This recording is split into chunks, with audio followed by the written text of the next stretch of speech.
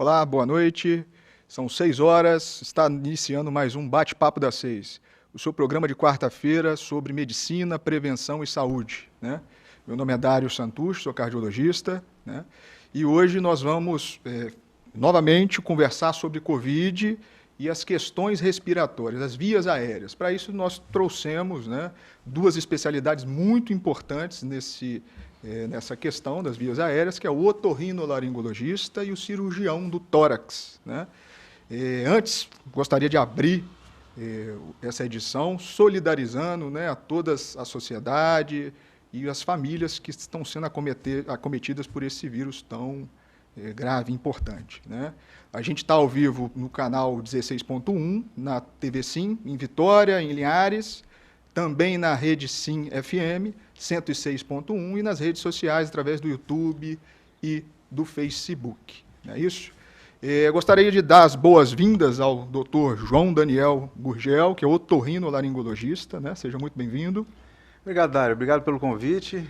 É uma alegria muito grande estar aqui e poder esclarecer a população sobre o que vem acontecendo aí na nossa sociedade. Boa noite, Bruno. Boa noite. Doutor Bruno Simões, que é cirurgião torácico, né, que tem muito a ver com o que a gente vai discutir aí.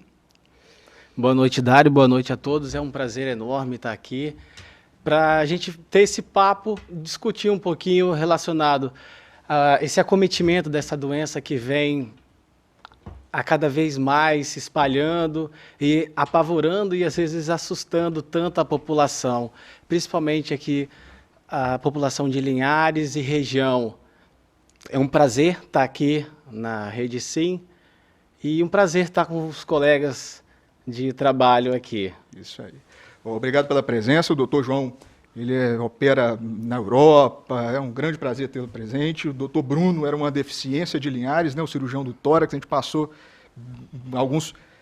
tinha essa carência desse profissional e ainda bem que ele chegou aí e está ajudando muita gente. Então, para iniciar o programa, vamos dar um panorama geral, primeiro para a gente se situar onde nós estamos na questão do Covid, né? O Covid, ele iniciou no Brasil. A gente, claro, começou lá em Wuhan, na China, e vai se disseminando pelo mundo todo, até que a gente tem um primeiro caso no dia 26 de fevereiro em São Paulo, confirmado. Começa aí, a OMS, então, no dia 11/3 de março, né, no caso, declara pandemia. Começam-se alguns estados com distanciamento social. No dia 25/3, a gente começa a ter 50 óbitos, né, conforme está apresentando aí na tela.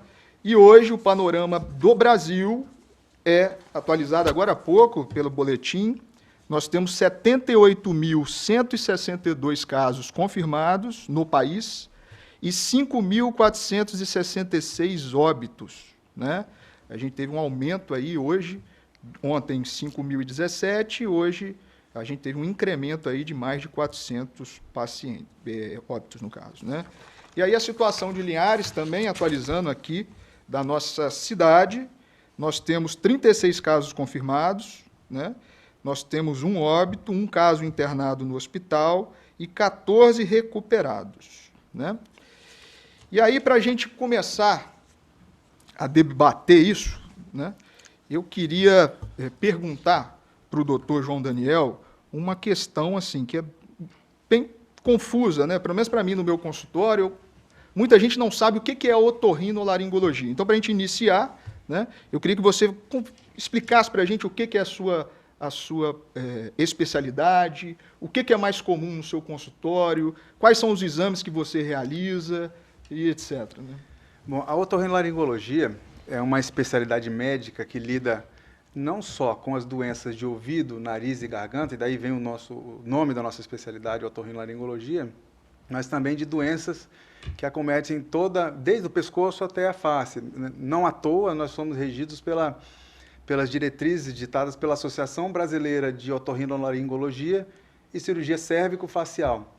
Então, para você ter uma ideia, a gente tem uma série de super especialidades de academias. A gente tem academia de rinologia, otologia, laringologia, obviamente, né? A gente tem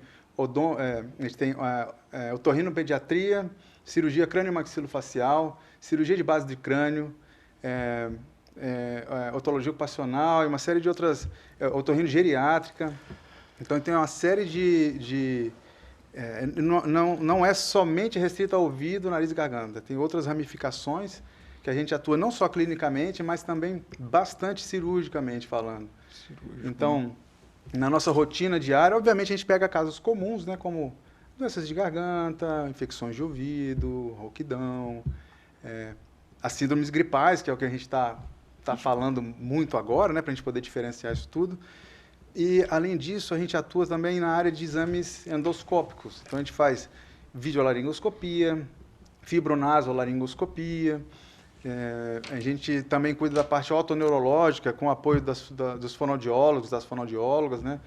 Para exames de audição, audiometria, impedânciometria, testes de avaliação do labirinto, avecto, eletronistagmografia, e uma série de outros exames interessantes para a nossa pesquisa diagnóstica. Interessante. E faz uma endoscopia nasal, né? Vamos dizer assim, entra ali, visualiza, isso. Faz, né? A gente tem os endoscópios, a gente entra pelo nariz, vai passando lá por trás do nariz, a gente pode descer em direção à garganta, chega perto da laringe, chega pertinho da área que o Dr. Bruno atua. Quando a gente chega ali, a gente deixa para ele mexer. Isso aí. E a cirurgia do tórax, Bruno? Tem muita gente que está complementando, né? Tem tudo a ver com pneumologia, mas o que é... Eu pergunto isso porque, por exemplo, cardiologia é coração, ok. E a cirurgia do tórax? Onde que a gente atua? Qual que é o seu maior campo de trabalho, vamos dizer assim? Onde você mais atua? Isso é uma dúvida muito frequente entre até os próprios colegas médicos, a população em geral. O que faz esse cirurgião do tórax ou cirurgião torácico, que é a mesma coisa? Nós cuidamos das patologias que é do pulmão, mediastino, traqueia, pleura e parede torácica. Existem inúmeras doenças que acometem todas essas partes que eu falei e citei do sistema, e a gente trata essas patologias cirúrgicas. Existem muitas doenças, desde doenças relacionadas a processos infecciosos, inflamatórios, doenças sistêmicas que acometem os órgãos, que vão manifestar no pulmão, vão manifestar às vezes na pleura, vão manifestar dando água no pulmão, tendo um nódulo no pulmão, e acaba que a nossa especialidade faz essa abordagem dessas doenças.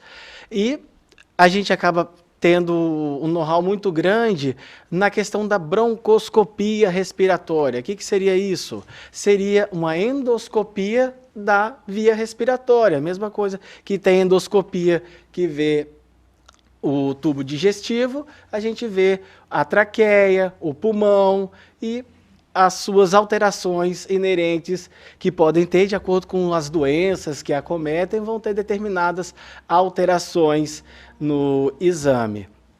A especialidade não é uma especialidade nova, nós estamos e somos regidos pela Sociedade Brasileira de Cirurgia Torácica e Sociedade Brasileira de Pneumologia e Tissologia, onde nós fazemos partes. E a gente está aqui para realmente somar com todo esse aprendizado com os colegas e para estar somando. A nossa área acaba sendo mais cirúrgica, mas a gente atua muito ajudando juntamente com outros colegas médicos também, principalmente o pneumologista, que é um médico muito importante que auxilia na minha especialidade. Esse processo, né? Isso. Salva a gente lá na UTI e você direto. Tá, vamos lá. Vamos falar agora de Covid, a gente já introduziu, né? E a questão da permeabilidade desse vírus nas vias aéreas traz vocês como o grande foco, né, daqui da nossa reunião de hoje, vamos dizer assim. E aí os sintomas que nós temos mais comuns do Covid é uma doença muito heterogênea, né? Está aparecendo vários relatos de casos, mas basicamente é febre, né? Coriza, que é o nariz escorrendo, e tosse. Basicamente isso que a gente tem. Uma dúvida muito comum que as pessoas me perguntam na rua, no consultório também é: toda coriza é coronavírus? O que essa coriza, essa questão do nariz escorrendo, vamos dizer assim popularmente, pode ser, doutor Daniel? A coriza era caracterizada por uma descarga de um líquido aquoso em resposta a uma agressão ao revestimento interno do nariz, a mucosa nasal. a COVID, que é a doença do coronavírus, ela produz um processo inflamatório e por isso produz essa secreção, mas não é exclusividade da doença. A gente tem uma série de outras alterações do nariz que cursam com coriza, rinite alérgica, rinocinusite. As rinossinusites virais podem cursar com coriza, irritantes ocupacionais que acontecem no trabalho, ou poeira doméstica, uso de piscina, tem gente que tem coriza quando come pimenta. Então, uma série de alterações que podem cursar com coriza, mas que não necessariamente constituem uma síndrome gripal ou Covid. É Covid, né? E como que a gente diferencia? Tem diferença entre resfriado e gripe? Ou Tem. é a mesma coisa? Então, esse é um tópico bastante interessante. Clinicamente, no que diz respeito a sintomas, o resfriado geralmente é um quadro mais leve, restrito à via aérea superior. E é causado por um vírus diferente. A gente está falando aqui de rinovírus, de vírus sensicial respiratório. Quando a gente fala de gripe, a gente tem não só os sintomas respiratórios altos, mas também pode ter febre, pode ter fadiga, dores pelo corpo. Então, o que diferencia, basicamente,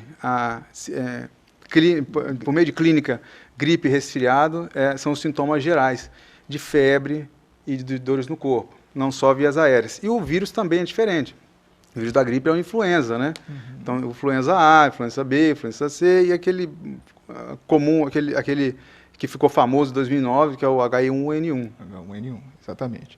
E aí a gente entra na especialidade do Bruno, né? Para usar bastante vocês, a tosse. Sobre a tosse, toda tosse também é corona? Ou não? Tem um leque enorme aí do que tosse pode ser, né? Pergunta extremamente pertinente. Essa é a principal, ou uma das principais perguntas que vem à tona dos pacientes e até colega médico. Bruno, eu estou tossindo, Bruno, eu estou com corona. Isso não é verdade, não é verdade. A gente vê a cada vez mais as manifestações dos sintomas que os pacientes com coronavírus estão apresentando são extremamente variados. É claro que no início da descoberta do coronavírus, a tosse era tida como a principal manifestação da doença. Tosse era a principal manifestação. Mas hoje o leque já é muito maior. Tem muita gente que tem o coronavírus e que está principalmente só com alteração do cheiro, do olfato ou do paladar, não sente o gosto da comida. Mas a tosse nem sempre é um sintoma presente na infecção pelo vírus do corona, porque nem sempre o paciente vai manifestar esse sintoma de tosse, que é uma reação do organismo frente a um agente estranho na sua via aérea. Isso é muito comum, mas você não pode ser categórico e afirmar que o paciente com tosse está com coronavírus. É um ponto interessante, para vocês terem uma ideia, nos nossos congressos de otorrinolaringologia, a gente tem painéis e tem aulas e mais aulas só sobre tosse. Isso antes de Covid-19. Então, o diagnóstico diferencial é extremamente amplo. É uma árvore. Sempre que a gente tem um paciente, eu estou tossindo tem 6 meses, aí a gente já sabe que a conversa vai ser muito longa. Nós vamos ter que conversar demais. Tem muita causa de tosse. Muita coisa, né? Então, a Covid-19 é um pedacinho só. Um pedacinho. Agora, a gente está discutindo isso para a gente abrir mais a cabeça, mas como a gente está em questão de pandemia, esses sintomas a gente tem que pensar em Covid, né? Você tocou num assunto interessante que a gente vem vendo também, né? Eu vi alguns relatos, e aí cai na sua especialidade, que é a anosmia, né? Uma alteração do olfato. Isso é muito marcante. Ontem a gente estava fazendo uma reunião da SBC e o doutor Eduardo, que eu acho que hoje no Espírito Santo é quem tem mais casos de Covid, que tratou em UTI, ele fala que isso é muito marcante, né? E como é que isso funciona? Assim? Por que ataca? Tem alguma justificativa científica de por que perde o paladar, perde o gosto, né? A ageusia? Então, a anosmia, que é a perda da capacidade de sentir o olfato, né? A ageusia, que é a perda do paladar, começou a ser observada já em alguns casos na China, e uma série de outros colegas no mundo inteiro começaram a observar que esses pacientes estavam desenvolvendo, após alguns dias da doença, a perda de olfato. Depois, com a evolução da pandemia, a gente descobriu que a perda de olfato pode, inclusive, acontecer como sintoma inicial. Não é à toa que a Associação Brasileira de Otorrino soltou uma nota de esclarecimento, a 4ª nota de esclarecimento, foi justamente sobre esse assunto. A gente, depois da discussão feita na associação, a conclusão que se chegou é que todo mundo que tem perda súbita de olfato, a princípio, tem que suspeitar de Covid e tem que ir para isolamento, para quarentena, aliás. Não necessariamente fazer o teste, né? Os testes respeitam as indicações que a gente deve falar mais à frente. A gente vai Mas a anosmia, o mecanismo a gente chama de fisiopatogênio, né, que leva à anosmia, a gente tem assim, para a gente sentir o cheiro de qualquer coisa, a partícula odorífera, o ar tem que chegar no nariz, tem que viajar até o teto do nariz. Ali a gente tem um revestimento especial com células neurológicas, né, que captam esse odor, e dali vai para o nervo olfatório. Do nervo olfatório vai para o bulbo olfatório, vai lá para o cérebro. Né? Então a gente pode ter problemas em 3 regiões. A gente tem problema para o ar chegar até o teto do nariz. Por exemplo, alguns pacientes com Covid têm nariz entupido. Então, no mesmo que uma gripe comum também pode acontecer. A gente pode ter lesão desse epitélio respiratório, desse revestimento interno do nariz especial. Então, a gente pode ser incapaz de captar esse cheiro do ar. E a gente pode ter problema também no nervo olfatório.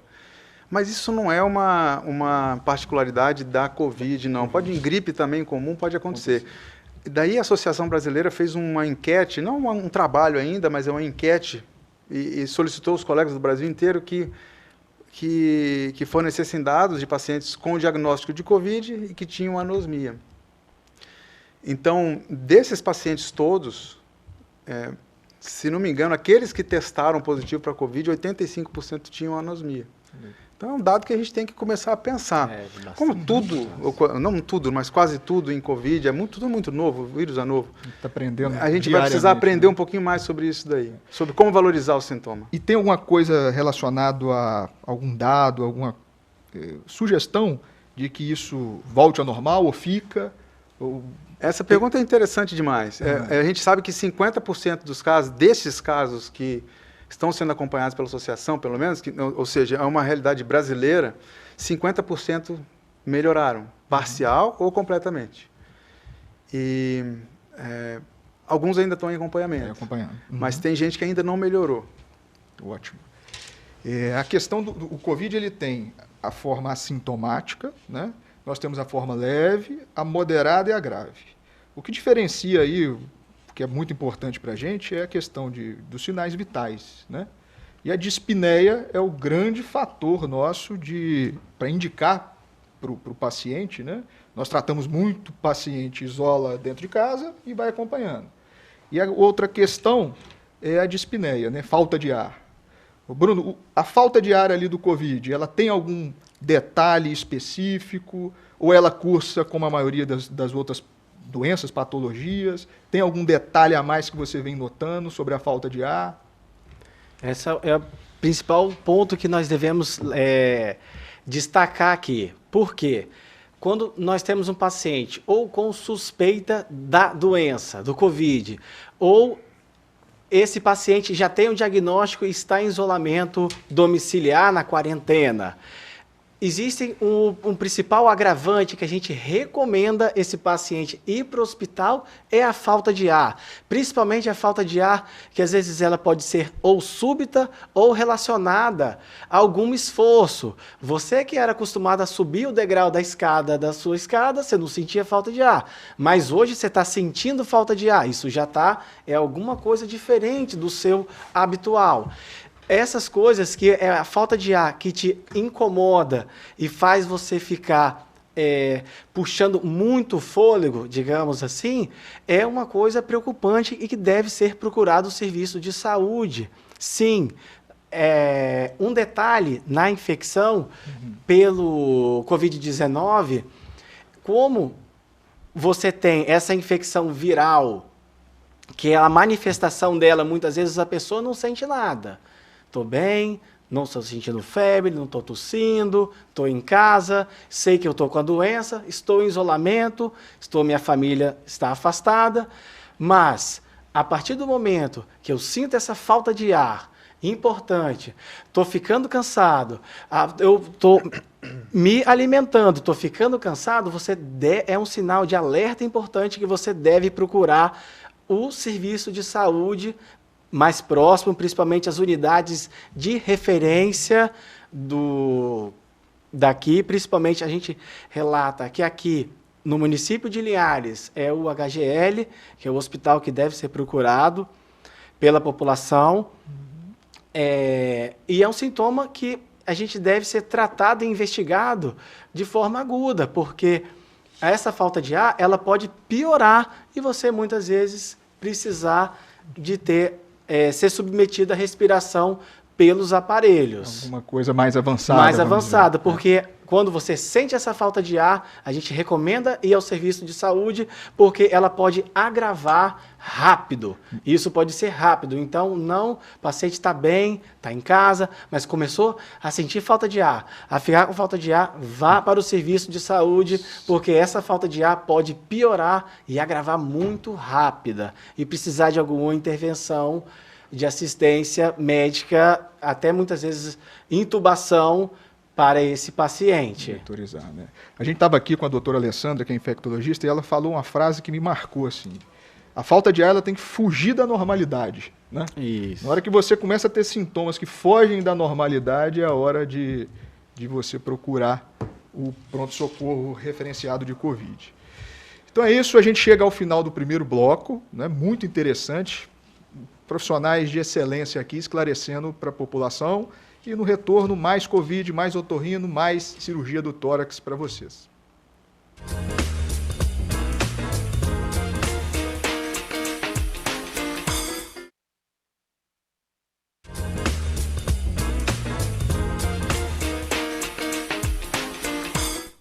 Olá, estamos de volta com o Bate-Papo das 6, dois ilustres médicos, um otorrino, o doutor João Daniel, e o doutor Bruno Simões, cirurgião do tórax, esclarecendo, tirando nossas dúvidas aqui sobre a sintomatologia do Covid, etc. Foi atualizado agora há pouco os números municipais, né? Então a gente subiu do número de confirmados, eu anunciei anteriormente que estava em 35 ou 34, agora nós estamos com 39 casos em Linhares, né? E um internado ainda. É isso aí.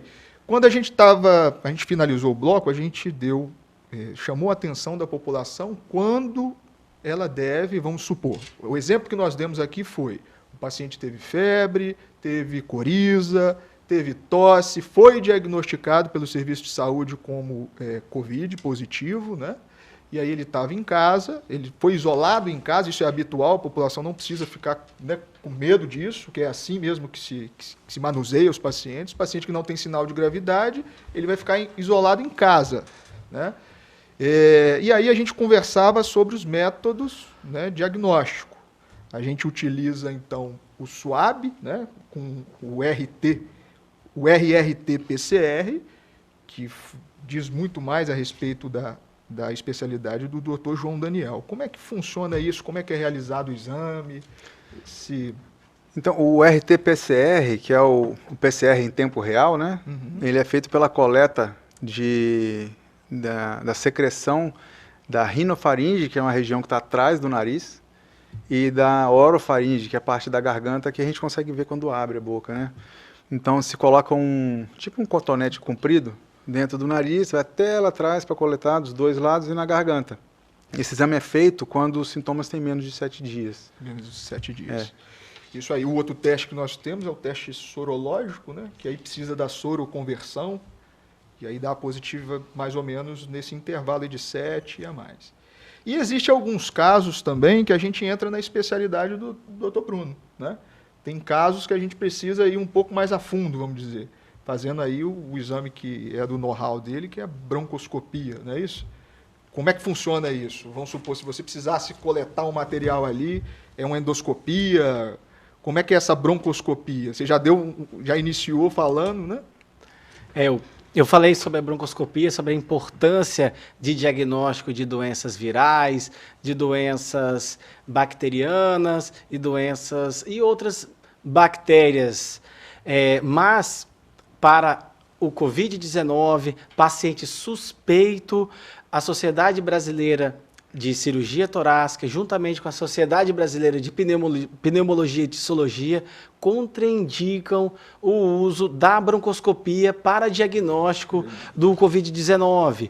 Por quê, Bruno? Por causa do risco enorme de disseminação desse exame para diagnóstico. Então, o diagnóstico fica reservado exclusivamente com os testes sorológicos, radiológicos, a radiografia de tórax, a tomografia, que também é um exame mais detalhado do tórax, é uma radiografia mais precisa, digamos assim, que dá indícios da doença, da presença da infecção na doença, que tem inúmeras alterações que a gente observa nesse exame, e que precisam ser levados em consideração. Não vamos entrar em detalhe essas várias alterações que acontecem, mas é uma resposta muito grande que acontece no pulmão do paciente. Por isso que há o sintoma de falta de ar, que esse paciente pode acontecer. Mas aí a broncoscopia, a gente deixa ela um pouquinho de lado para o diagnóstico do coronavírus. E é uma questão muito importante, vários colegas médicos pedem para a gente fazer esse exame, para a gente descartar, mas para o coronavírus, nós não estamos fazendo esse exame de broncoscopia. Nem lavado, nada disso? Não. A tomografia ela tem uma boa correlação com o diagnóstico, não tem? Sim, excelente correlação com as alterações que são visualizadas no exame, que já são bem estabelecidas, com vários estudos, tanto estudos chineses como estudos espanhóis que foram lançados. Muito boa. Acho que a tomografia, juntamente com os sintomas respiratórios, já dá para a gente já não fechar o diagnóstico, mas a gente predizer bastante que o paciente é um caso muito, muito suspeito da infecção pelo novo coronavírus. A tomografia é o grande exame, vamos dizer assim, o grande exame do corona, né? Tá certo. E sobre, assim, prevenção, isso aí eu acho que a gente tem que falar, porque tem que estar em cima da população o tempo todo, né? A gente está vendo agora obrigatório o uso de máscaras, né? E a máscara, como que a gente deve manusear isso, prevenção, vamos falar um pouquinho sobre isso?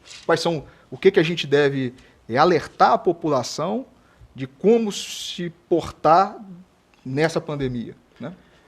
Então, a Covid-19, em relação às outras síndromes gripais, ela tem essa particularidade de ter uma capacidade de transmissão muito grande. E isso acontece pelos perdigotos, né? Quando a gente fala, quando a gente tosse, quando a gente espirra, isso fica suspenso no ar.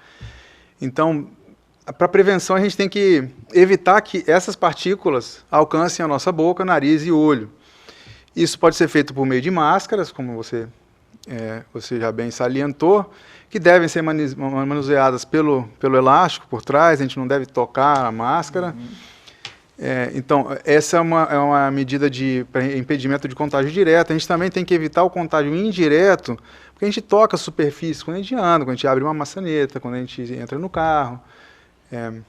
Dá a mão não, porque a gente não dá a mão para ninguém mais, né? Então, a gente tem que lavar sempre as mãos com sabão, que tem uma eficácia igual a do álcool a 70%, que nós temos aqui. Manter uma distância de no mínimo 1 metro, que é o que nós temos aqui também. Por isso que a gente está sem máscaras, né? Prezando. Então, evitar que essas partículas que estão suspensas no ar cheguem até nós. A gente também tem que manter os cuidados. Olha, a máscara está aqui, ó. A minha está aqui atrás também. Tá aí, né? Um hábito que para mim não foi problema, porque eu já faço isso há muitos anos, que é tirar o sapato para entrar em casa. Então a gente deve tirar sempre o nosso calçado, deixar do lado de fora, se possível, um pano molhado com hipoclorito, né? Que boa, né? Que todo mundo conhece. Para limpar os pés, tirar a roupa, tomar banho. Métodos de higiene. Exatamente. Se for tossir, se for espirrar, fazer sobre o braço. Isso. O doutor Fernando Achê, e muita gente me mostrou na rua e gostou disso aqui, ó. Como que a gente deve manusear a máscara? O que é a dica que ele deu? Cortar um papel, né? e fazer como se fosse uma casinha para a máscara para não ter contato com a parte anterior. É muito simples, fácil de manusear, você guarda no bolso depois que está usado, né, que você está utilizando, igual a gente aqui não tem como falar com máscara, então é por isso que a gente eu coloco no bolso e depois que a gente sair aqui a gente vai reutilizar, e isso eu achei uma dica assim, fantástica. Né? Quer salientar mais alguma coisa? Eu quero salientar a importância do isolamento social. Essa distância que é sempre falada, por que 1 metro, por que 1 metro de distância, mas não pode ser menos. Não, é 1 metro de distância, realmente o que é preconizado pelos órgãos de saúde. A gente vê circulando pela cidade, pessoas muito próximas uma da outra, que isso não tem justificativa, gente. Eu acho que as pessoas têm que se conscientizar, manter-se distantes uma das outras. Agora não é o momento de aproximar, dar as mãos, se abraçar. O isolamento social é importante, é um dos fatores principais para o contágio do coronavírus. Esse distanciamento eu quero salientar, por quê? Porque quando a pessoa fala, ou ela tosse, as partículas ficam no ar, ficam os vírus aqui rodando. Com isso, se a pessoa está longe, ela minimiza e muito o risco de contágio com a outra pessoa que teoricamente está sã. Isso então é muito importante, né? Eu saliento isso que a gente, infelizmente, nos hospitais, nas vias públicas, mesmo liberando o comércio, as pessoas ainda não se conscientizaram, ainda estão aglomeradas. Não só as pessoas só falaram a questão das pessoas que estão indo na Caixa Econômica sacar o seu benefício, mas não é só na Caixa Econômica, não. Nas vias públicas, as pessoas estão muito próximas uma das outras. Qualquer fila que a gente vê hoje, a gente não vê o distanciamento. Né? Não vê nada de distanciamento. Estão aglomerando e não está, vamos dizer assim, levando muito a sério isso aí. Né? Tá certo. Vamos falar então sobre tratamento, mas no que diz respeito a sintomáticos, né? Que eu acho que é o que o paciente que fez o diagnóstico, ele vai acabar recebendo inicialmente. Né? Você quer falar um pouquinho para a gente sobre esses sintomáticos? O que o paciente deve tomar, alguns cuidados que ele deve ter, porque acaba que o maior sintoma inicial tem a ver com a otorrino também. Sim. Então, a gente usa os sintomáticos conforme a gente usa para uma gripe comum, né? Então, a gente pode usar o paracetamol, pode usar a dipirona para alívio de sintomas, daquela dor no corpo. Mas, por exemplo, o ibuprofeno deve ser evitado porque já foi aventada a hipótese de piora do risco de gravidade com o uso de ibuprofeno. Então, a gente deve evitar esse medicamento. Quanto à lavagem nasal, isso é muito perguntado, né? Já é um hábito, quando a gente está gripado, quando a gente está resfriado, de fazer lavagem com soro fisiológico. Não foi comprovado ainda que isso aumenta o risco de contágio, mas a recomendação da Academia Brasileira de Rinologia é que se você já faz a lavagem nasal, continua fazendo. Se os sintomas são muito acentuados, tem muito entupido, muita coriza, você pode lavar também. Mas para sintomas leves você não deve lavar. E isso vale também para aqueles sprays nasais, que a gente usa muito para rinite alérgica e para sinusite, até para gripe às vezes a gente usa também. Corticoide? Corticoide nasal. A gente só deve usar quem já está usando. Já usa. Quem já usa, continua. Quem não usa, tem que escolher muito bem. E o corticoide oral, que aí a gente já entra numa controvérsia enorme, que inicialmente não é legal. Não é para usar, é para evitar o seu uso, mas em casos mais graves em hospital já tem. Então a conversa já muda de figura. Parece que depois os pacientes um pouco mais graves, depois já deve usar. Exatamente. Parece que assim, eu não tinha visto essa questão, mas na cardiologia está indo pelo mesmo ponto. Veio uma suspeita aí daqueles captopril, enalapril e etc., losartana. Sim. Teve um alarde inicial falando assim, vão tirar de todo mundo, porque isso aí é pior, facilita o vírus, e não é nada disso. Hoje o que a sociedade está dizendo é, quem usa mantém, quem não usa nós não vamos iniciar, nós vamos escolher uma outra medicação, mas categoricamente a melhor coisa a se fazer é manter o remédio, porque senão você vai descompensar da pressão, de outras questões, né, e etc. E Bruno, e sobre a tosse? Tem alguma contraindicação? Eu não posso tomar determinado remédio, antitussígenos, que a gente vende é muito comum na farmácia? Tem algum detalhe sobre isso? O que nós ressaltamos é o seguinte: paciente que tem tosse. Tosse é uma manifestação. A gente pode sim tratar com medicamentos antitussígenos. É recomendado não usar corticoide realmente, que tem muitos antitussígenos que às vezes existem corticoides. Isso a gente não recomenda. Xarope caseiro, Bruno, pode? Pode, não tem nenhuma contraindicação, não tem nenhum estudo que contraindica o uso de xarope caseiro, então ainda é recomendado quem faz o uso de usar xaropes caseiros, dessas preparações inúmeras que existem, não tem nenhum problema. Os antitussígenos em gerais, eles não têm nenhuma contraindicação sistemática para falar. Então, a pessoa está com tosse, pode sim usar a medicação. Não existe nenhuma contraindicação. Ressalto também, paciente que não tem tosse, não é para tomar, vou tomar para não ter tosse e não espalhar para ninguém da minha família. Não, não é isso. Só se a pessoa apresenta tosse, a pessoa pode sim tomar a medicação. Agora, não tem o sintoma, não toma a medicação. Só água. E, habitualmente, a pessoa tomar só a medicação que ela às vezes já fazia uso de um antitussígeno. Tem paciente que tem doenças respiratórias prévias, muito antes dessa infecção do coronavírus, mantém o uso dessa medicação. Não está contraindicado. Os broncodilatadores, as pessoas que têm asma, DPOC, mantém as bombinhas, mantém o seu uso. Aí entra no corticoide, mas quem já fazia uso dessa medicação, vamos manter. Agora, quem não fazia uso, o uso é reservado e restrito com a prescrição médica. Ótimo. Vamos interagir com o pessoal que está em casa. No YouTube aqui, a gente tem algumas perguntas, né? Tem a Valdete Coutinho, que está elogiando o doutor Daniel, e ela, muito instrutivo. A Jandira Cunha Pandolfi, ela fala o seguinte: no caso de um paciente com resultado positivo, sendo indicado ficar em casa em isolamento, tem alguma medicação específica a fazer? É isso que a gente estava conversando, né? E inicialmente é só sintomático. Tem a discussão da hidroxicloroquina, tem várias coisas entrando aí no know-how, mas no paciente que a gente está descrevendo, que é o paciente com diagnóstico que foi indicado para casa, no momento a gente não tem essa indicação. E seria, por exemplo, vamos supor, uma prescrição simples por conta de telemedicina, a gente não quer que ninguém se automedique, mas assim, dipirona ou paracetamol e mais uma loratadina, por exemplo, seria uma boa, alguma coisa satisfatória do ponto de vista de sintoma? Bom... Botei você na enrascada, né? Não, porque a pergunta foi bem empática aqui. Não, a pergunta é boa.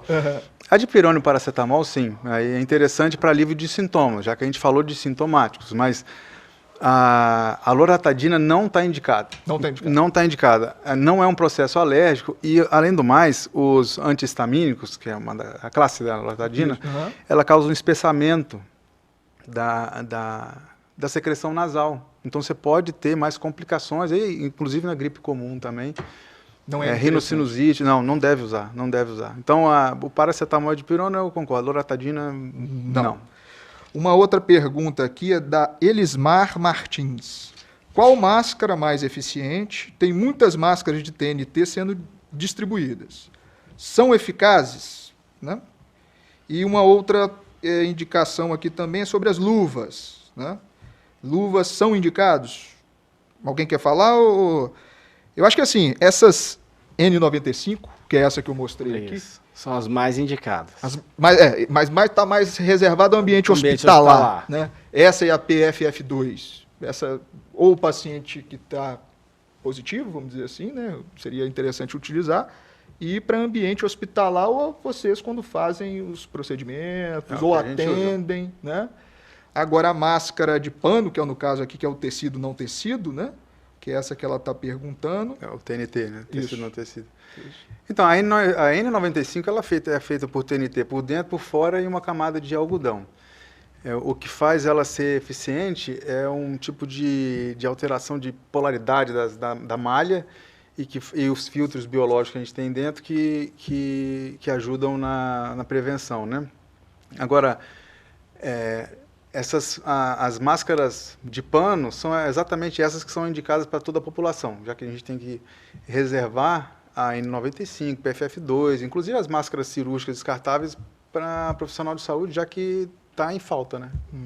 A ideia é essas máscaras de pano, tirar o grosso, vamos dizer, né? Que Exatamente. Que vai ficar. E muito cuidado, gente, que é um perigo a gente ficar. Coloca a máscara, acho que estou me protegendo, não lava a mão, toco tudo e fico botando a mão na máscara.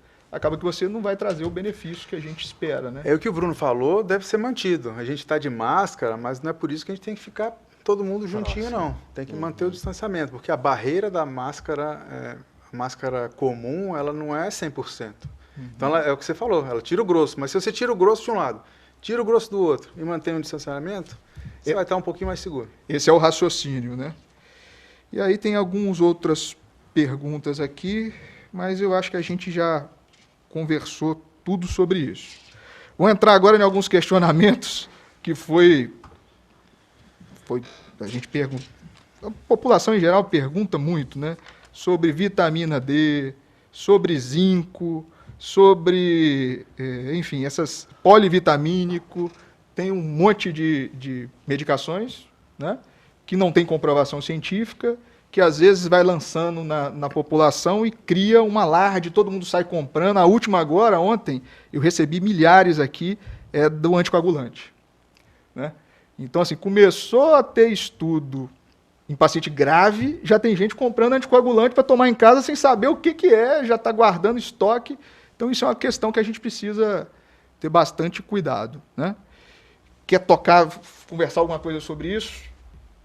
Eu quero só ressaltar uma pequena coisa a respeito do uso de vitaminas. É comum, a população gosta de tomar vitaminas, mas assim, a vitamina, vamos lembrar que as vitaminas nem sempre são necessárias. As pessoas fazem uso abusivo de polivitamínicos. Não vamos entrar em detalhes da marca específica, mas tem muitas vitaminas que muitos colegas médicos ou até o próprio colega da farmácia acaba prescrevendo a vitamina para aumentar a imunidade, mas muitas vezes pode causar alguns outros problemas, tá? Então, vamos restringir o uso de vitamina com a prescrição médica.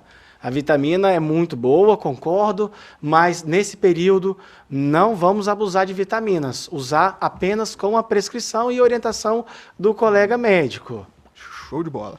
Ó, a última pergunta para a gente fechar o bloco, que eu estou aqui já extrapolando. A Maria do Carmo Costa Oliveira pergunta: quem toma xarelto por conta das válvulas do coração deve continuar? Deve continuar, tá? Anticoagulante, se já tem indicação precisa, ela deve continuar. Então a gente encerra o segundo bloco, a gente vai iniciar o terceiro, tirando mais dúvida. Quem estiver aí em casa pode perguntar no YouTube, no WhatsApp, que a gente vai tentar responder todas essas dúvidas.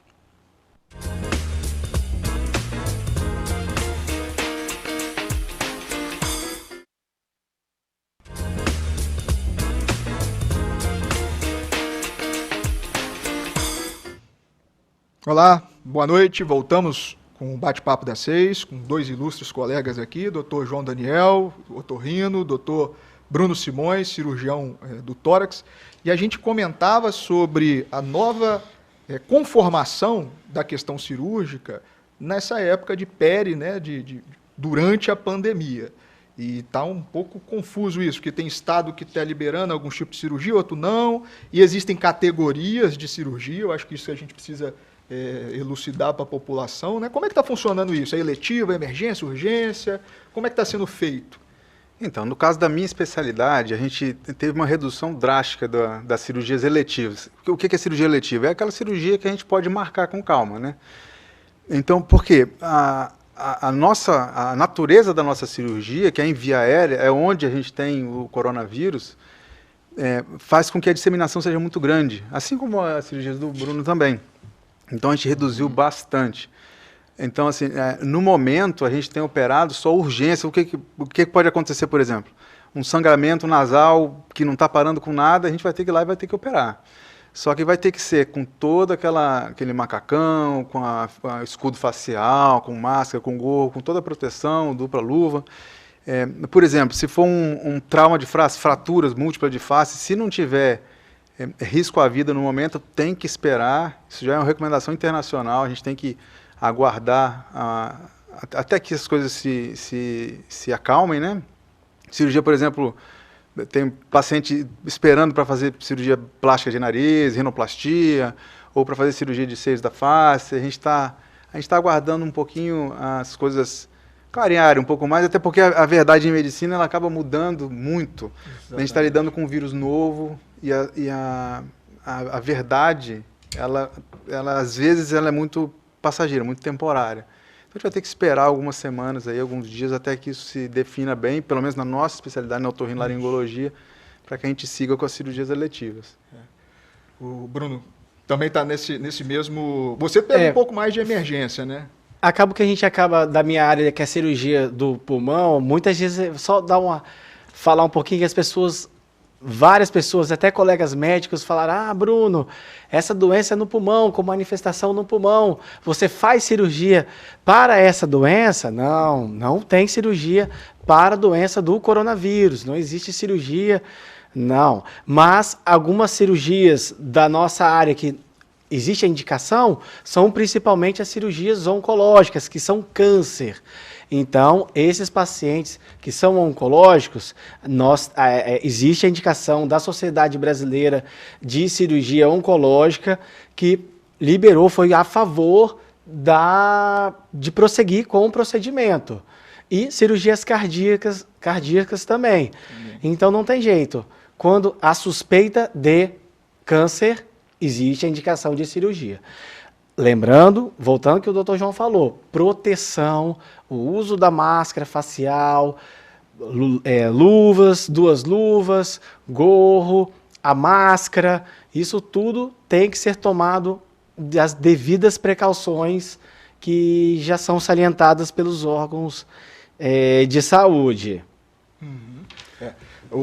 Na minha especialidade, o que está acontecendo é o seguinte: as pessoas, por conta da histeria, sim, e com razão, claro, né? Eu estou falando histeria porque assim, o medo de ir no pronto-socorro, a palavra que eu quis dizer é mais enfática.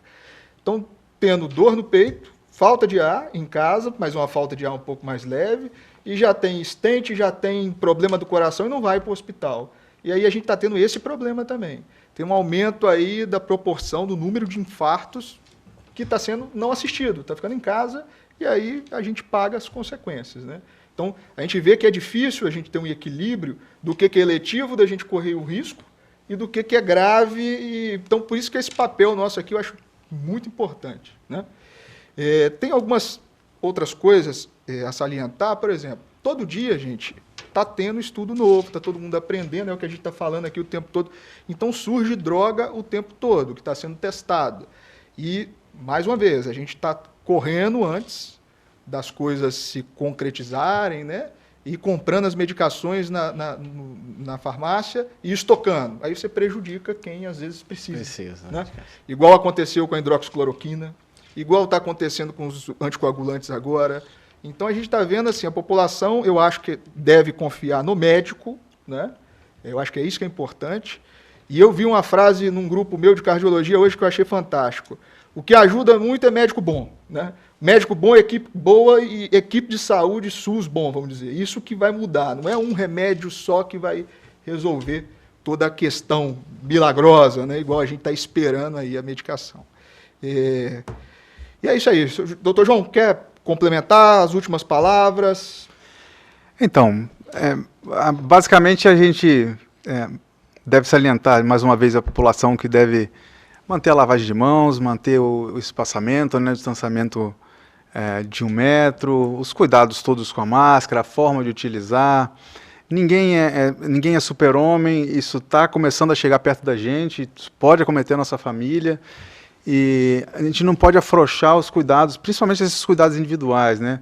Uma vez que o comércio está começando a abrir, a gente está começando a ficar um pouquinho mais acostumado com a situação. Então, a mensagem cuidem-se próprios, dos seus parentes.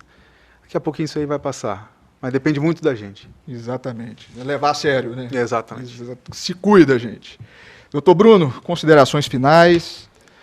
Considerações finais e alertar a população, com certeza, principalmente, a respeito desses cuidados de higiene pessoal, de cuidados de distanciamento e dos cuidados dos próprios profissionais da área de saúde que estão lidando com os pacientes durante atendimento. A gente fala de profissionais da área de saúde, não é só médicos, são os enfermeiros, técnicos, a equipe de higienização que trabalha no hospital. Todas essas pessoas são suscetíveis, não só essas pessoas, mas como está nesse ambiente de trabalho, elas são suscetíveis a pegar a doença. Então, cuidado com essas pessoas. É um número crescente de profissionais da área de saúde pegando a doença. Então, não devemos afrouxar.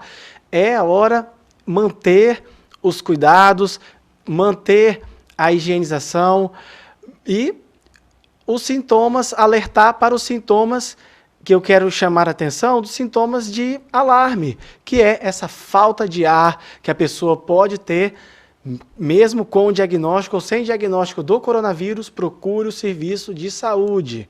Se for sintomas leves, fique em casa, procure a unidade de saúde mais próxima do seu município. Isso é importante, gente. Vamos nos cuidar. Não é para afrouxar. A gente tem cuidado contínuo. Se você não se cuidar, as pessoas da sua casa podem pegar a doença, podem transmitir para os seus vizinhos e por aí vai. É uma cadeia, é um ciclo, né? Isso a gente tem que se cuidar mesmo. Que a doença não é uma gripezinha. A doença é grave. É importante, né? A gente vê médicos, colegas médicos relatando e etc. É isso aí. Tem mais uma última aqui pergunta, a gente tentando interagir o máximo aqui. Notícias sobre vacina. Eu acho que não tem nada muito... Ainda a gente vai esperar aí mais 16, 18 meses para a gente ter alguma coisa relacionada à vacina, né? Não é uma coisa para agora, não. Não sei se vocês têm alguma outra informação. Né? Não tem vacina ainda. Isso. Gente, muito obrigado. É um prazer ter esses dois profissionais de excelência. Dr. Bruno salvando a gente do tórax, o nosso ilustríssimo aqui, Dr. João Daniel. E a mensagem é essa. Vamos cuidar, lavar as mãos, muito cuidado, higiene com a questão de via aérea. Está aqui dois profissionais de know-how absurdo. Fique em casa. Né? Um grande abraço.